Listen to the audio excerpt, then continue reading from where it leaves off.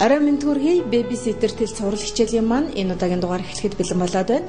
Ингээд инхрээ бяцхан үрсийг бэлэглэгч ээжүүд минь цэнхэрлэгцэндээ артн сугаараа. Манай энэ удаагийн дугаарт инх төрхүү жирэмсэн эхийн сургалтын төвийн их барих эмэгтэйчүүдийн цэнцрэн оролцож байна. Жирэмснийхээ үед одоо хүүхнүүд маань хөхөө бас яаж ачлах хэрэгтэй байдаг юм бол хүүхний толгойн бас одоо хэлбэр гэж юу юм байдаг юм бол. Тэр хүүхний толгой нэгдүгээр урт толгой байж болно. Хоёрдугаарт нь хөхний толгой хэвийн гэж үзэж болно. Өөрөөр хэлбэл энэ дээр харагдаж байгаа мэдээлэл маань өөрөөр хэлбэл хэвийн толгойтой мэдээлэл. Хөхний толгой одоо энэ өсөөд хэсэгтэйгэн тун ижил ойрхон энээсээ намхан байж байгаа юм бол энийг хавтгай толгой гэж нэрлэнэ. Дараагийнх нь хөхний толгой маань харагдахгүй цаашаа татагдсан байх юм бол энийг шигдсэн толгой гэж нэрлэнэ. Одоо бидний яриад байгаа эхний хоёр толгой урт толгой буюу хэвийн толгойг бол гаргахад арчилгад маш амархан. Сүүлийн хоёр хавтгай буюу шигдсэн толгойг бол арчилгад нэлээд бас их ажиллагаатай. Хөх маань өөрөөр хэлбэл нөсөөтэй хэсэг, толгой хэсэг гэсэн хэсгүүдээс тогтож байна. Тэгэхээр энэ нөсөөтэй хэсгийн дээр нэг жижигхэн ийм өвдрүү шиг юмнууд байгаа. Энэ нь өөрөөр хэлбэл дослогийн булчирхай. Тэгэхээр дослогийн булчирхай нь ямар үүрэгтэй байдаг юм бэ гэхдээ зэрэг дослогийн булчирхайнаас өөрөө ингээд одоо шүүрэл дослог ялгараад ингээд хөхнийхээ толгойг хамгаалах үүрэгтэй байдаг. Гэтэл бид нэр хөхнийхээ толгойг угаахтаа одоо савн даад тэгээ эсвэл шингэн савнгаар эсвэл зүгээр савнгаар угаасны улмаас энэ дослогийн булчирхай бас хослог ялгарах үйл ажиллагааны алдагдаад тэгээд өөрөөр хэлбэл хөхнийхээ толгойг хамгаалж чадахгүй түрдэг. Тийм учраас хөхнийхээ толгойг хамгаалахын тулд зөвхөн зүгээр карантины ус байж болно. Энгийн усаар угаагаад чихтэй байж яхад нь одоо татаад одоо хөхнийхээ толгойноос татаад тэгээд хоёр тийш нь эргүүлж мушгих байдлаар эсвэл хөхнийхээ толгой дээр гараа эрхүү хурууд ловор хоёроо хурууга тавьж гад хоёр тийш нь татна гэсэн үг. Ингээд дасгалуудыг хийгээд байх хэвээр. Энэ дасгалыг хийгээд жирэмсний туршид хийгээд байх юм бол та ямар ч хэлсэн төрсний дараа хүүхдээ хөхүүлгэж ямар ч асуудал одоо бэрхшээл тулгарахгүй л гэсэн үг. Тэгэхээр одоо хамгийн энд хэцүү байгаа асуудал нь бол одоо шигдсэн толгой байна шүү дээ. Энд чинь одоо өөрөөр хэлбэл жирэмсэн болоод төрсний дараа хөх маань одоо 1-2 хоногтой бол яг одоо жирэмсэн үедээ байсан шиг байж хагаад 2 хоногийн дараа хөхөнд суу ороод томроод ирэхдээ зэрэг нөгөө толгой нь бүр харагдахгүй болоод ирэхдээ зэрэг чи хүүхд яаж хөхөх юм бэ тийм ээ. Тийм учраас одоо жирэмснийхээ хугацаанд ийм толгойтой ээжүүд ийм одоо татваргыг ашиглаад одоо хөхнийхээ толгой гаргах ёстой. Тэгэхээр энэ татварга маань бас энгийн байж болно. Манайд одоо байхгүй байгаа учраас бид нар яасан гэхээр шприцийн арга талыг шприцийг л ашигласан байгаа. Тэгэхээр 20 грамын шприцийг одоо урд талд нь байдаг ийм тариур хийдэг хэсгийг ингэж аваад тэгээд нөгөө эсрэг талаар нь одоо хөхнийхээ толгойнд ингэж хийгээд ингээд багаар өдөрт нэг хэдхэн минутаар ингээд хэдхэн секунд ингээд татаал гаргаад ах дасгалуудыг хийх хэрэгтэй. Жирэмсэн хүүхнүүд маань бас хөхн ингээд язарчдаг шүү дээ. Тэгээд тэр нөгөө язарлал нь одоо төрсний дараа арилдгүйч гэдэг юм уу те. Тэгэхээр энэ хөхний арьс ер нь одоо язралтаас хүүхнүүд маань бас ер нь яаж сэргийлэх ёстой юм бэ? Тэгэхээр бид тэр хөхнийхээ мэдээлэл дээр ярил л да. Одоо жирэмсэн болсон цагаасаа эхлээл хөх аажмаар томроод яваад байх хэвээр. Тэгэхээр өөрөөр хэлбэл жирэмснийхээ бүхий л хугацаанд таны хөх одоо нэг 400-500 грамм жин хөхөн дээр чинь нэмэгдэнэ гэсэн үг. Энэ маань яаж юм гэхээр өөрөөр хэлбэл таны хөхний сүүний булчирхай хэмжээгээр томорч байна. Өөрөөр хэлбэл жирэмсний сүүлийн саруудад бас хөхөнд чинь хүүхдийг тэжээх маш хэрэгтэй чухал ангир уурга үүсэж байгаа. Тэгээд ингээд жирэмсний хугацаанд ингээд томроод байгаа хөх чинь зарим эмэгтэйчүүдэд одоо хөхн ингээд арьс нь язардаг. Зарим эмэгтэйчүүд ч бас язрахгүй тохиол байдаг. Хэрвээ ер нь хөхийг аль болохоор язарсан хойно нь биш те язархаас нь сэргийлээд бид язралтын эсрэг тос гэж байдаг. Тэр тосыг язралтын эсрэг тосыг дөрөхийн тулд яах ёстой гэвэл бид нар одоо усанд орж байх үедээ арьсаа сайн ингээд одоо ширүүн юмар үрэх хэрэгтэй. Ширүүн юмар арьсаа ингээд улайд сайхан үрчээд үлснийхээ дараа язралтынхаа чихтэй байж хахад нь язралтынхаа эсрэг досыг төрхөөд хурууныхаа өндөр зөөлөн массажийг хэрэгтэй.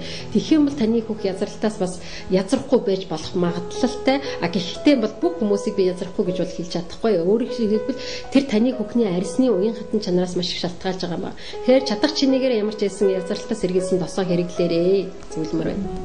Тэгэхээр мэдээж одоо нөгөө хөх бас нөгөө жирэмсний хугацаанд бас мөн нөгөө нэг дагаад одоо нөгөө жин нэмдэг гэж ярьж шүү дээ тий. Тэгэхээр бас одоо нөгөө зориулалтын даруулга гэж байдаг баг. За ингээд ер нь жирэмсний хугацаанд хөх аажмаар жин нэмэгдээд яваад байгаа, томроод яваад байгаагаа эхчүүд өөрсдөө мэдж байгаа шүү дээ. Тийм учраас хөх ингээд томроод доошо унжаад ах магадлалтай. Тэгэхээр өөрөөр хэлбэл одоо нэг хөхний даруулгын стандарт гэж байдаг. Яг тэр одоо стандартын хөхний даруулгыг бид нэр өөрсдөө авч зүүх ёстой. Тэгэхээр тэр даруулга маань одоо яг ямар байх ёстой вэ гэхдээ зэрэг би эндээс нэг даруулгыг танилцуулъя гэж бодож байна.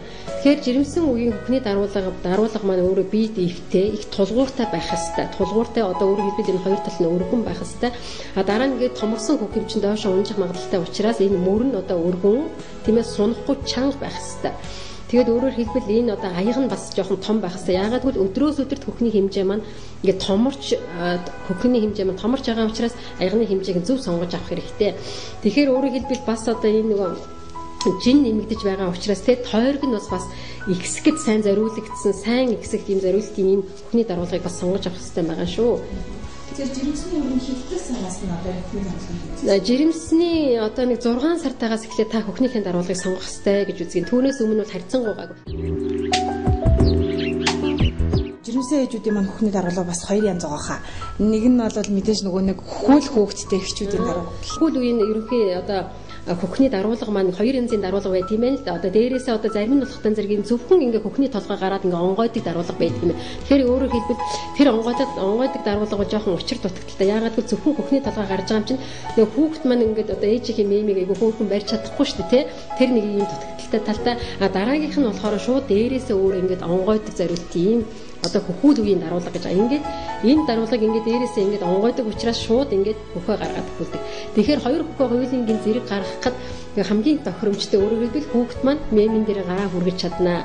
Тэгэхээр яагаад ингээд хүүхдийг ер нь жирэмсэн үед төрсийн дараа хөхүүл үедээ хүүхдийг мемэн дээр гараа хүргэх хэрэгтэй юм бэ гэхээр өөрөөр хэлбэл тэр маш их мэдрэмжийг тэр сайн сайхан гоё мэдрэмжүүдийг тэ эер мэдрэмжүүдийг ээжээсээ арьсаараа ингэж одоо шүргэлцэж тэр мэдрэмжийг хүлээж авдаг учраас айгүй төрсний дараа тэ хөхөө хүүхдээ хөхөө хүүхдийнхээ гарыг илэг жишээний хүүхдийнхээ гарыг мемэн дээр хүүхэд тавих жишээний байх хэрэгтэй юм аа. Төрсний дараа одоо нөгөө хөх маань одоо хэлбэр хальбаргүй болчлаа гэж хүүхнүүд бас ярилцдаг тийм ярьдаг. Тэгэхээр бас одоо тэр нөгөө нэг хэлбэргүй болох ч гэдэг юм буцаагаад нөгөө хуучин юунд нь бас одоо нөгөө хэлбэрийг барихын тулд эмэгтэйчүүд маань бас юун дээр анхаарах хэрэгтэй тийм ээ. Тийм гэхдээ зэрэг одоо жирэмсэн үед бол нөгөө дааврын өөрчлөлттэй холбоотойгоор одоо булчингууд ер нь нурууны үений шүрмснүүд түүхний үеийн ийм шүрмснүүд өөрөө сундаг. Тэгэхээр булчин өөрөө ч гэсэн ийм сунамхай болцсон байдаг учраас бид нэр жирэмсэн байх үедээ одоо хөхний ард талын булчин өөрөөр хэлбэл одоо хөхний модел энэ тэгэхэд хөх маань өөрөө булчирхаалыг эрэхтэй шүү дээ. Үүний ард талд хавирга байгаа. Хавирганы наад талд нь ийм одоо булчирхай байгаа шүү дээ. Булчин байгаа шүү дээ. Энэ булчин бид нэр чангалах судлах дасгалыг маш сайн хийж өгөх хэрэгтэй. Тэгж бай таны хөх гоё байх болохоос биш те. Түүнээс бид нар булчирхайлыг хэсэгт нь ингээд массаж хийгээд идэг ингэж юусоо байхгүй шүү дээ. Энэ бид нар хитрхийг массаж хийгээл ингээд байх юм бол энэ бид нар булчирхайлыг хэсэг бас гэмтэж мэдэн шүү дээ тийм ээ.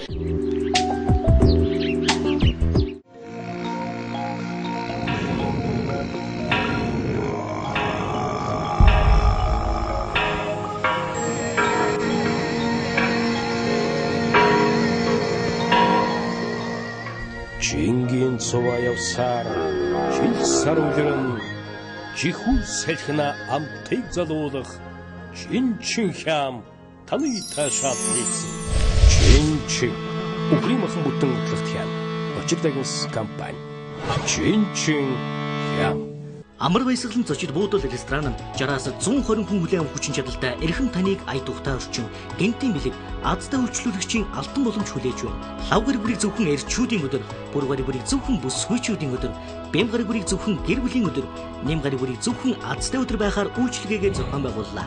Манай зочид буудал тухсан гийчин болгонд урамшууллын карт бэлгэлж 20-30 хүртэл хувийн хөнгөлөлт үзүүлж байна. Ая тухтай орчин альчаал ядаргаа тайлж амрыг гэвэл амар баясгалантыг сонгоорой. Жирэмсний одоо хэдийн хугацаанаас эхчүүдэд бас сүү орд юм болоо хөхөнд нь. Жирэмсний сүүлийн 3 сард үүссэн ангир уургийг хүүхэд маань хөгж дуусгах хэрэгтэй. Өөрөөр хэлбэл тэр ангир уургийн хэмжээ бол нэг 70-аас 100 мг л арин гөрөв. Тэгэхээр одоо өөрөөр хэлбэл сүүл жирэмсний сүүлийн 3 сард байсан хөхөөрөө 1-2 өдөр хүүхэд маань байх нь шүү дээ. Тэрэндээ өөрөөр хэлбэл хүүхэд маань бас садахгүй уйлгнаад байдаг. Тэгээ 2 хоносны дараа жинхэнэ одоо хөхөнд маань сүү орж ирдэг. Тэгэхээр хөхөнд сүү орсногаа бид яаж мэдэх вэ? Хөхний хэмжээ том болоод шилдэггээд ирдэг шүү дээ. Тэрийг бид нар хөхөнд сүү орж ийн гэж хэлдэг. Өөрөөр хэлбэл бангаа ухааны хэллэгээр бол одоо шингэн сүү үүсч эхэлж байна гэж үздэг. Тэгэхээр яах вэ? Хөхний одоо сүү орсон даруйд нөгөө ээжүүд чинь бас ингээд төрсний дараа жоох их ядрангуй бийтэй байдаг шүү дээ, тий. Өөрийгөө арчилахад бас айгүй хэцүү байдаг. Тийм учраас хөвчлэн би жирэмсэн ээжүүдэд юу гэж зөвлөдөг гэвэл эхний одоо төрсний дараах 1 сарын дотор аль болохоор амар хэлбэр юмнуудыг өөрсдөө хэрэглээрээ бүх юмыг бэлэн байлгаж байгаарэ гэж зөвлөдөг. Тэгэхээр өөрөөр хэлбэл одоо сүү шингээгч гэдэг одоо нэг юм шингээгч гэдэг юм байна шүү дээ. Энэ одоо сүү шингээгчийг яаж хэрэглэдэг юм бэ гэхдээ зэрэг хамгийн гол нь одоо саяныхан энэ нөгөө хөхүүл үеийнхэн одоо даруулгандаа урд талд нь хийгээд ингээд зориултын наалттай энэ наалтаа ингэж авчаад энэ хөхнийхээ даруулганд нь хийгээд ингээд наачдаг. Тэгээд одоо нэг бас яаж мэдгэлтэй хүмүүс чинь ингээд их унтаж байхад гинтгийн их өндөг сүү орсноос болоод гинт сүү эвлээд эхэлдэг шүү дээ. Эвлээд эхлэнгүүтээ бид нар чинь хуучин бол яадаг байсан гэдэг нь сүү асгаад хамах хувцас муухай болгодог байсан бол одоо энэ удаадаа яах вэ гэвэл энэ памперсэнд өөрөө шингэждэг. Одоо жирэх хүчиндээ өөрөө шингээд тэгээд шингэснийхэн дараа сүүгээ аваад энийг аваад дараагийнхан солиод авах жишээ нь. Банахан бас одоо горцноос болоод хөх өвддөг гэж ярьдаг шүү дээ. Тэгэхээр энэ хөх өвдөж байгаа нь болохоор бас энэ горцонтой нь юу н холбоотой байд юм болов?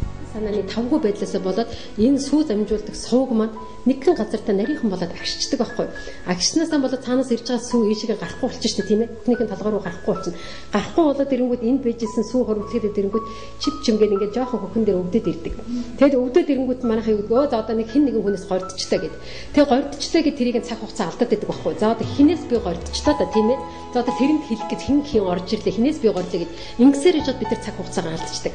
Тэхийнхээ оронд жоохон эвгүй мэдрэмж өөрт төрж ирэх юм бол яах ёстой вэ гэвэл нэгдүгээр ээж маш тайван байх ёстой. Хоёрдугаарт нь маш хөнгөн одоо бүлээн жин тавих ёстой. Бүлээн хэмжээнд тавина. Халуун жин биш шүү дээ. Бүлээн хэмжээнд тавина.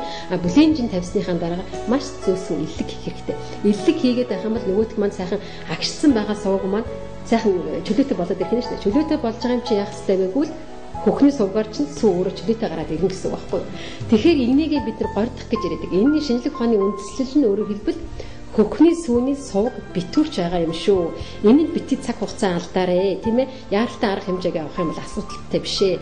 Тэгэхээр ингээд горцсон хүний хайсаар явтал нөгөө хөхний сүү маань бүр дотроо энэ чинь сүү байгаа шүү дээ. Тэгээ халуун орчинд байж байгаа юм чинь маш амархан эдээ болоод тэгээ буглаа үүсээ тэгээ дараа нь хүндрэл нь хаглуулах хүндрэл гардаг.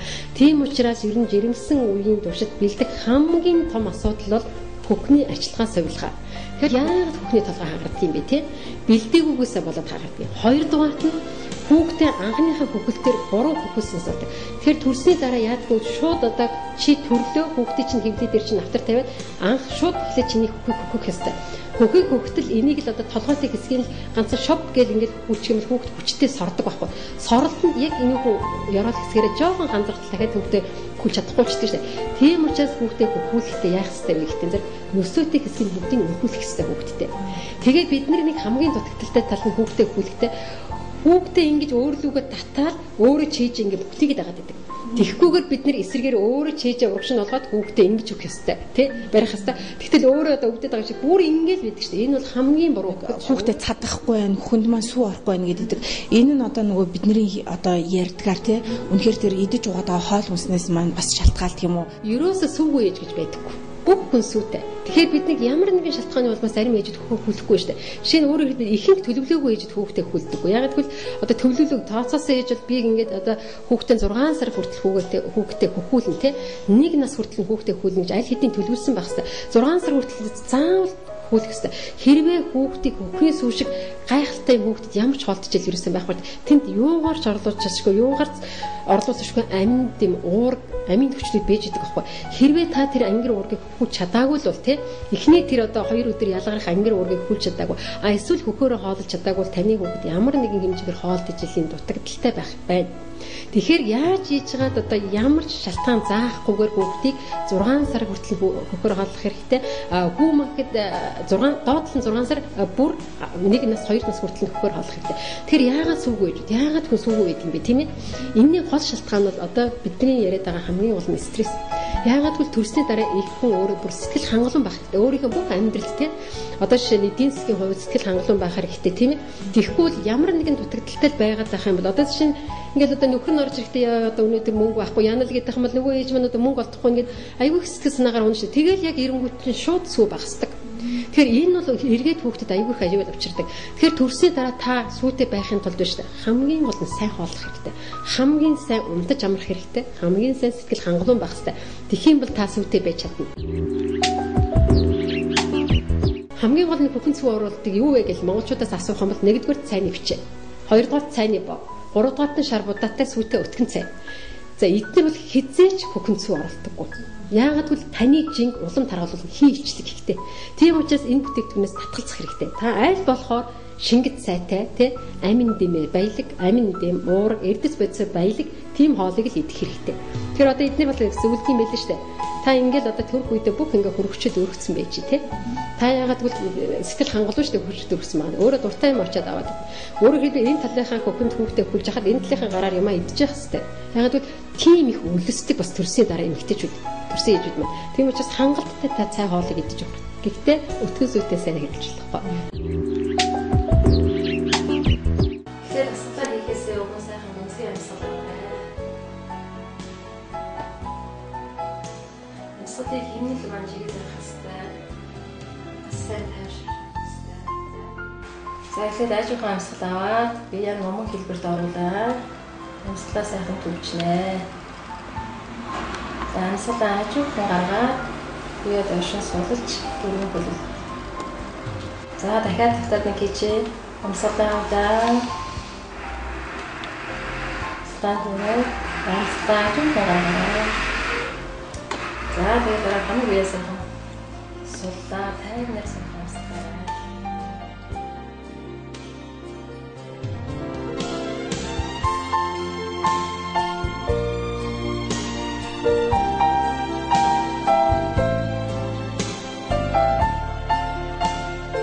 Жирэмсэн үеийн дасгал маань маш хөнгөн, хэмнэлттэй, давтамжтай байх ёстой.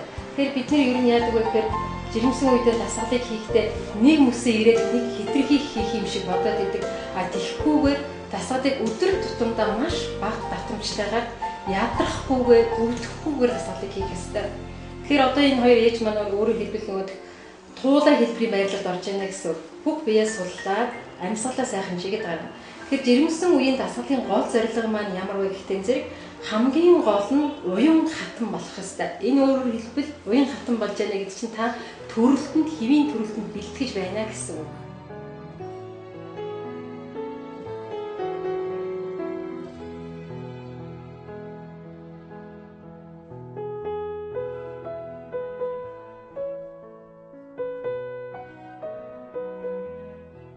Бөмбөгөн дээр дасгал хийснээр хөлийн тавхаар тусан хангалт аягүй сайн болно. Хоёрдугаар нь хөвлийн тусан хангалт их сайн болдог. Тэгээд анхаарал төвлөрөх маш сайн анхаарал төвлөрч. Амьсгалаа сайхан гүнзгий аваад за нэг 4 секунд бариарай. Амьсгалаа сайхан чиг тэмдэлтэйгээр аваад за амьсгалаа гаргалаа. Зүйтэй. За дахиад амьсгалаа авлаа.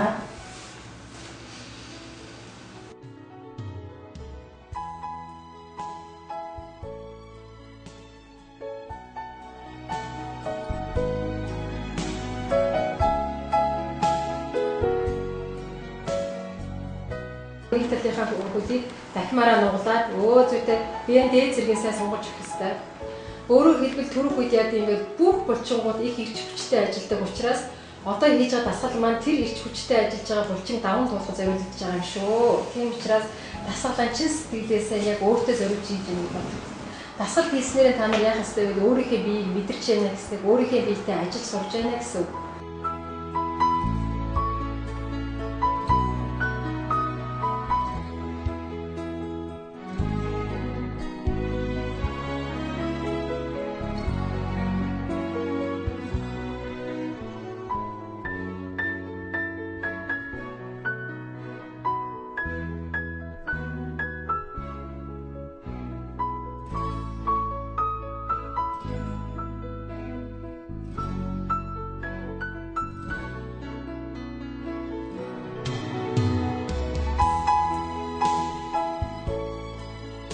дасгалыг ингээд хийж явцад хэрвээ ядарч байх юм бол дасгалыг зогсоох хэрэгтэй гэж байна шүү. Ядартлаа ерөөсөө хийж болохгүй. Шууд зогсоогоод амрах хэрэгтэй. Бөмбөгний ой хөдгөө гэдэг чинь маш цэгцтэй хөлийн тавхай ядархаас сэргийлж байна.